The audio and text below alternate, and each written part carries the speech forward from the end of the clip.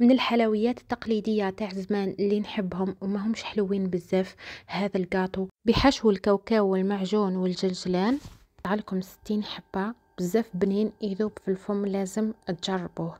بداية نفكركم بالصلاة والسلام على رسول الله عليه أفضل الصلاة والسلام. ما تنسوش تدعموني على قناتي في اليوتيوب. ونبداو بسم الله. أول حاجة عندي 2 بيضات درجة حرارة المطبخ، عندي هنايا 250 غرام مارغرين. الا كان حبيتي تنقصي المكونات تقدري ديري نصف الكميه اللي درتها انا، مع كاس سكر ناعم، ونطلعوه مليح على اعلى سرعه حتى يولي لنا القوام تاعنا كريمي بهذه الطريقه. كما راكم تشوفوا هنايا زدت شويه من لافاني سائله، تقدروا تستعملوا اي نوع كان عندكم. طلعوهم مليح مع بعضهم. نجيبوا كاس زيت نحطو غير بشويه هكا ونطلعو حتى نكملو كامل بقية الزيت اللي عندنا. عندي كاس كامل. عندي الكاس اللي كيلت به هو الكاس تاع ام وليد، ما كانش فينا اللي ما يعرفوش.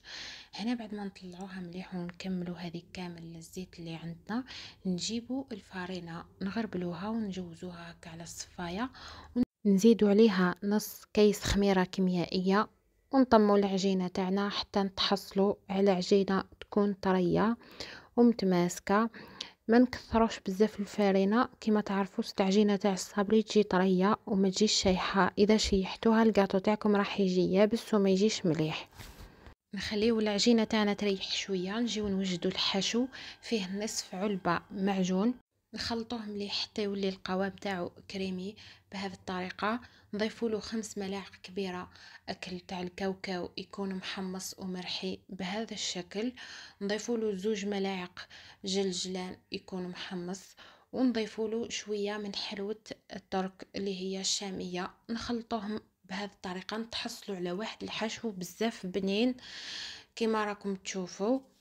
بعدها نفتحوا العجينه تاع الصابلي. انا استعملت هذا طوال سيري تاع السني باش ما تلصقليش وما تعذبنيش في الخدمه.